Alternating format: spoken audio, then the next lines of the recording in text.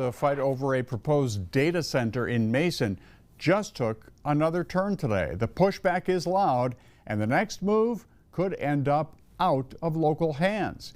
News 10's Sarah Polis has the latest.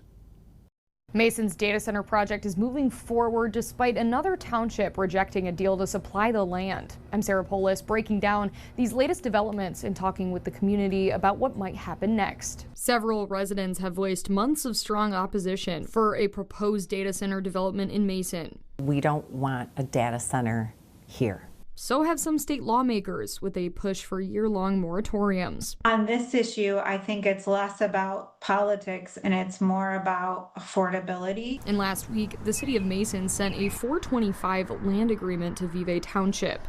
That's because the land for a proposed data center is in the township, but it would still use Mason's utilities. The Vevay Township board voted not to supply the land. Vevay Township first and foremost listened to what the people in the township wanted. After that decision, Mason City Manager Deb Stewart tells me the landowners are planning to pursue annexation. This particular area that they're requesting has already been in an existing agreement with the township for growth.